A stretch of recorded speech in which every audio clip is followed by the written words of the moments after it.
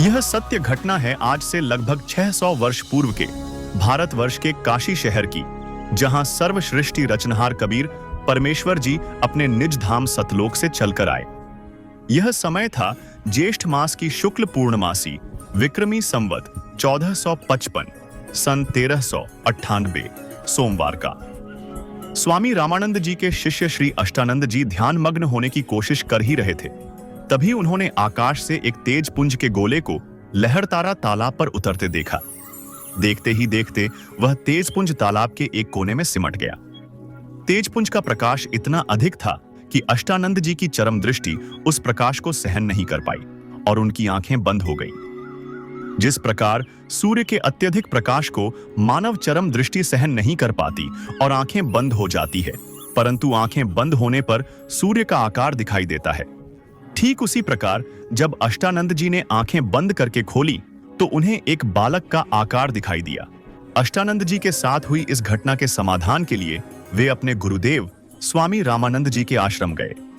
इधर लहरतारा तालाब में सर्वश्रेष्ठी रचनहार कबीर परमेश्वर जी कमल के फूल पर बालक रूप में विराजमान थे।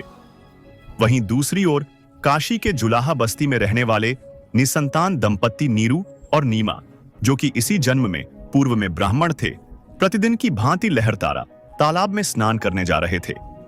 नीमा संतान के अभाव में दुखी होते हुए भगवान शंकर को याद करते हुए जा रही थी और भगवान शंकर से संतान प्राप्ति की प्रार्थना कर रही थी।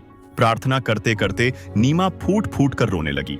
नीरू उसे समझा रहा था कि नीमा, आप संतान के दुख में रो रोकर अपनी आंखें खराब मत करो। अगर हमारे भाग्य में संतान होती तो भगवान हमें पहले ही दे देते।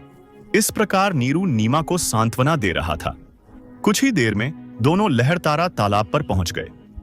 तालाब पर पहले नीमा ने स्नान किया, फिर नीरू स्नान करने के लिए तालाब में उतर गया। उसी समय नीमा स्नान के पश्चात कपड़ों को धुलने के लिए तालाब पर गई। जब नीमा कपड़े धो रही थी, उसने देखा कि तालाब में कमल के फूल पर कोई वस्तु हिल रही है। नीमा ने सोचा कि कोई सर्प तो नहीं जो अपने फन को हिला रहा है। ध्यान से देखने पर उसे पता चला कि यह तो कोई बालक है। नीमा ने नीरू को बताया कि देखना जी, कमल के फूल पर बालक है, कमल के फूल पर बालक है। नीरू ने नीमा को डांटते हुए कहा कि तुम संतान के मोह में इतनी पागल हो गई हो कि अब तुम्हें कमल के फूल पर भी बालक दिखाई देने लगे। जब नीमा ने पुनः कसक के साथ कमल के फूल पर बालक होने की बात कही, तब नीरू ने देखा तो सच में उसने कमल के फूल पर बालक कबीर जी को देखा। नीरू ने फूल समेत बालक को उठाया और नीमा को दे दिया। नीमा कबीर परमेश्वर जी को गोद में लेकर अत्यंत प्रसन्न हुई। नीरू स्नान करने के बाद जब तालाब से बाहर आया तो उसने नीमा को बालक को वहीं छोड़ने को कहा। नीरू ने समझाया कि नगर के लोग उन पर शक करेंगे कि किसका बच्चा चुरा लाए और नगर से भी निकाल देंगे। परंतु नीमा ने नीरू की एक न सुनी। उस दिन पहली बार नीरू ने नीमा को धमकाने के लिए थप्पड़ मारने के लिए हाथ उठाया तो बालक रूपधारी कबीर परमेश्वर ने कहा कि हे नीरू, आप मुझे घर ले चलो, मैं आपके लिए ही आया हूं, कोई तुमसे कुछ नहीं कहेगा। एक बालक के मुख से ये वचन सुनकर नीरू घबरा गया कि बच्चा कोई देव या सिद्ध या प्रेत है, कहीं ऐसा ना हो कि यह मुझे शाप दे दे। इस डर से नीरू कुछ नहीं बोला और आगे आगे चल पड़ा। इस प्रकार नीरू और नीमा परमात्मा कबीर जी को घर ले आए। उसके पश्चात सारा काशी शहर कबीर परमात्मा जी को देखने के लिए उमड़ पड़ा। सारे नगर के महिला व पुरुष कबीर परमात्मा को देखने के लिए नीरू और नीमा के घर आए। इस प्रकार कबीर परमात्मा की परवरिश की लीला नीरू और नीमा के घर हुई।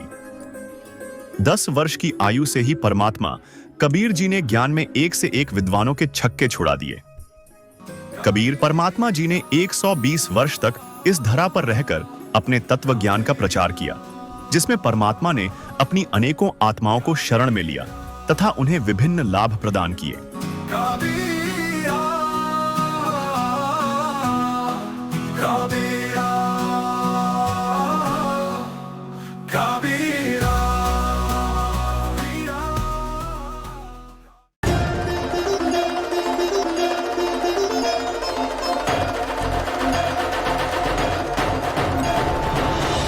मेरा जन्म ना गर्भ बसेरा, बालक होए दिखलाया, काशी नगर जल कमल पर डेरा, तहाँ जुलाहे ने पाया।